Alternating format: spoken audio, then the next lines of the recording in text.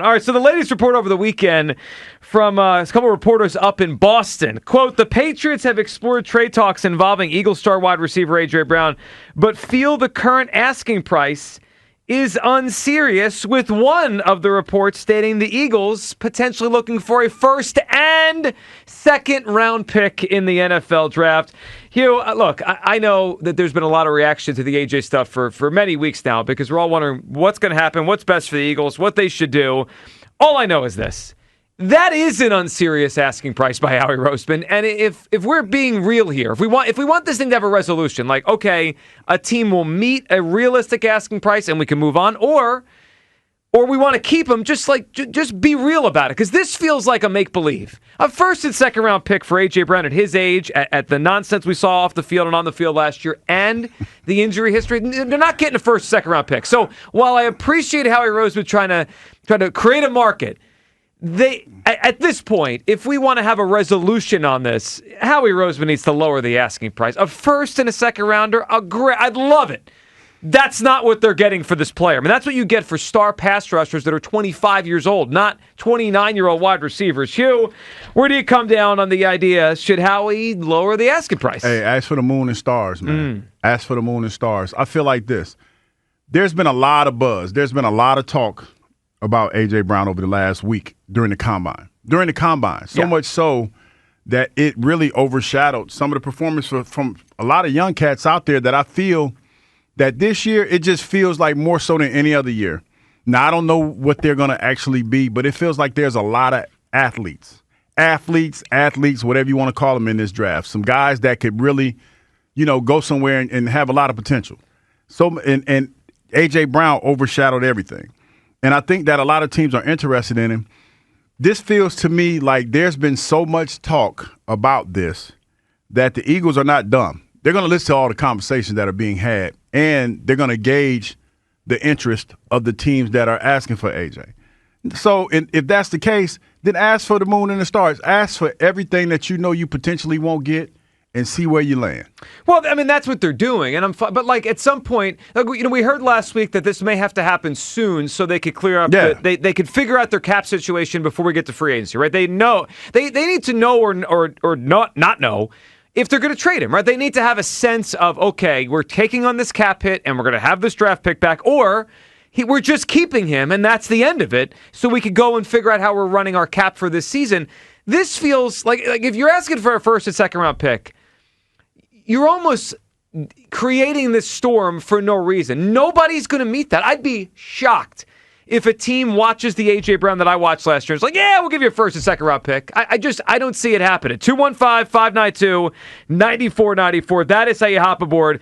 Should the Eagles lower their asking price? Should Howie lower his asking price? So I'm looking at a list here, courtesy of our buddy Elliot Shore Parks. Elliot put together a great little resource here of the recent times a receiver was traded for a first plus, right? Like, this does happen once in a while where a receiver is traded for a first round pick and more. It is very rare, though, and when it happens, they're almost always younger than A.J. Brown. Let me give you some examples.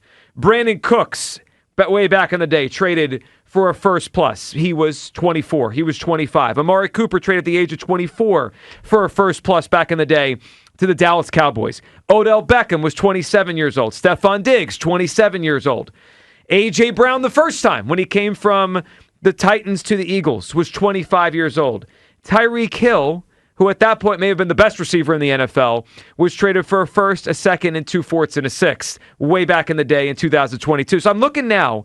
The only guy that is the same age or older than AJ that went for this kind of asking price was Davante Adams when the Packers traded him from Green Bay to Las Vegas. But that year, Davante Adams that I'm talking about was coming off of 123 catches and 1,500 yards.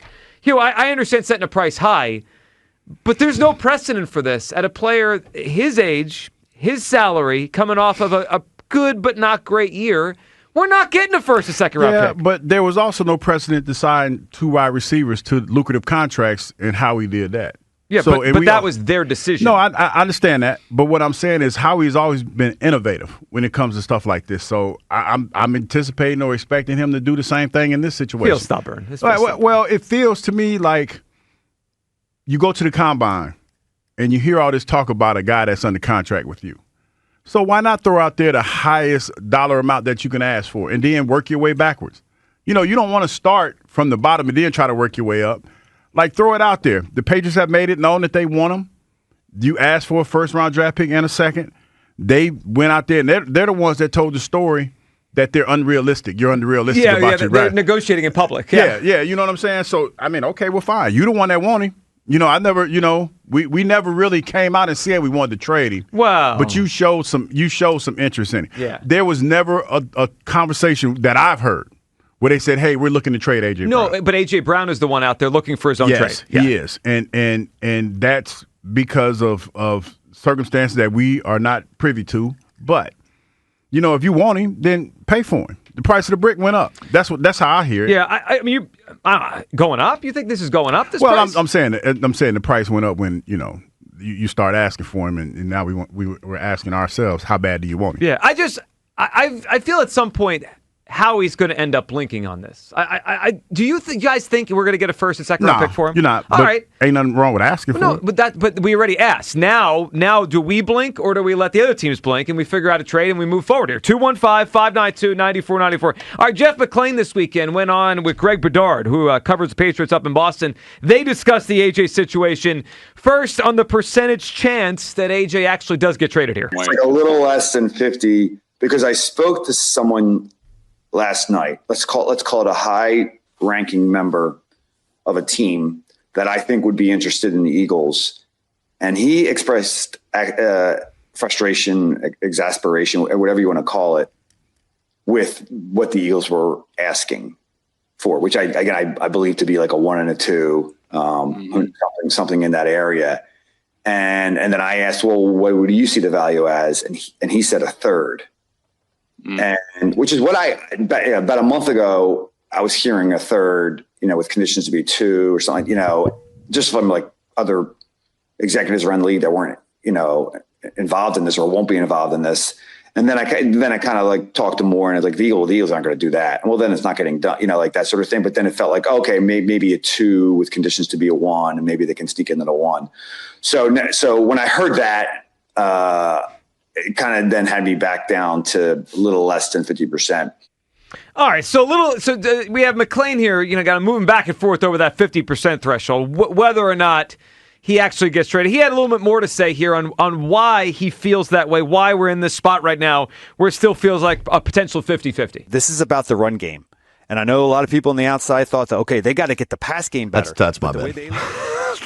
Well, you know what? Deep down, it is about the run game. I don't disagree with that. It might not have been what we were talking about. Got it. That was an old cut.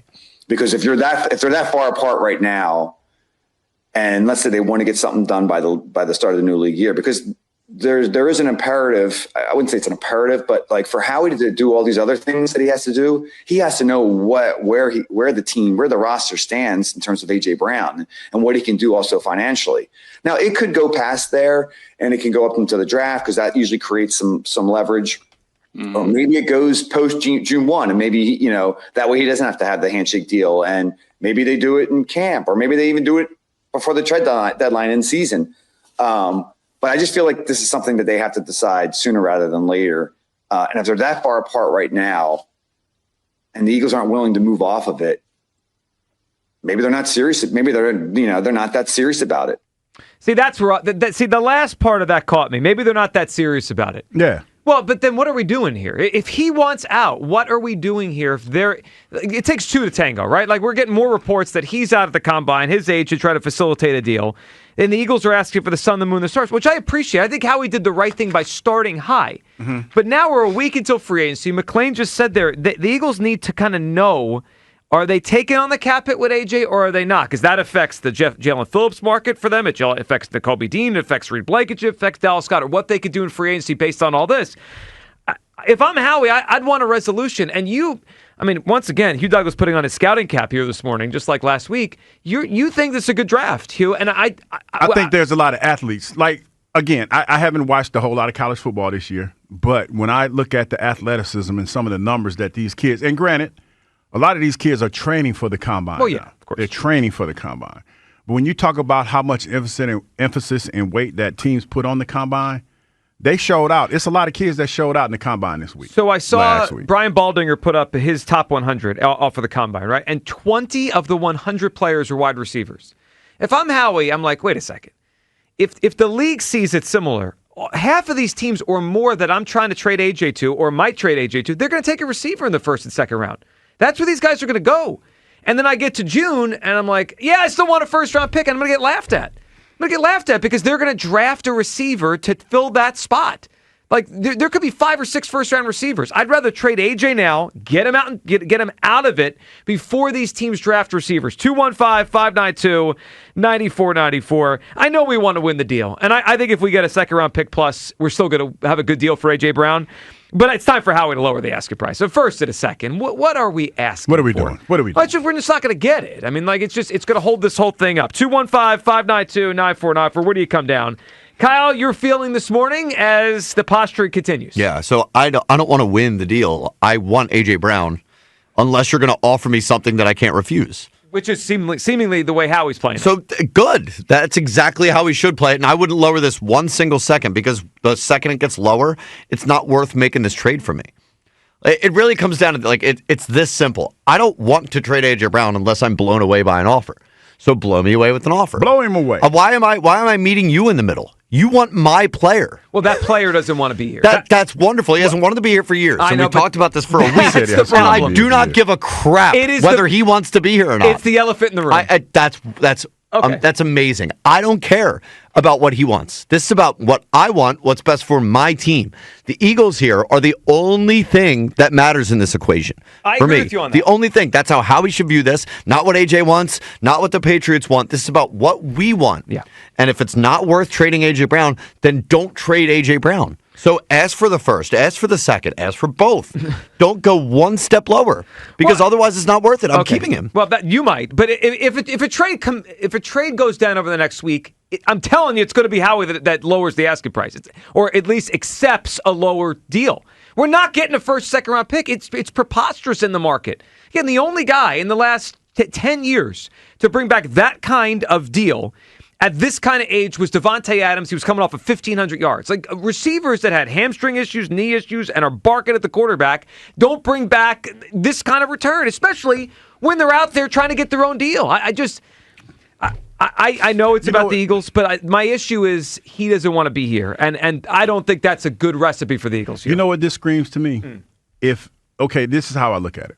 If AJ truly didn't want to be here, I don't think the asking price would be that high. I think that they would be looking, and his agent would be looking to be more realistic and try to move on. Like, hey, get him out of here. And if he was a malcontent. Yeah, but I don't think AJ's agent is discussing the compensation. They're just discussing, do you want my guy? And then Howie discusses the compensation with that GM. I don't feel like, it doesn't feel to me like if AJ didn't want to be here that bad, that they would hold him hostage the way that they're holding. Especially when you talk about his medicals and everything like that. It just doesn't feel like that. Well, what more do you need to know he doesn't want to be here? We now have a second report this weekend that his agent went to the Combine to try to find deals. Like, how many more times does he have to tell us, I don't want to be here? I feel like, especially in situations like this, Joe, when you don't say anything, and to be honest, I haven't heard A.J. Brown's agent say anything. Have you? But why would he have to talk to us? No, but what I'm saying He's talking to teams. No, but what I'm saying is everything that we're hearing about all of this is reckless speculation. But all right, but I think it's pretty obvious what's going on. I mean, we have multiple reporters saying that AJ's agent went to the Combine, talked to teams about AJ's market. What else would that be? I think that was more speculation than anything. But it's now 2 or 3 reporters. And I hear that, but I don't think that that's the case. I don't feel like if that was the case, I think a deal would have got done. And only reason I'm saying that is because I'm thinking back of the times where I was trying to get out of New York. Wasn't a whole lot of talk about getting out of New York. It just happened. It was almost like it happened and then it moved quickly.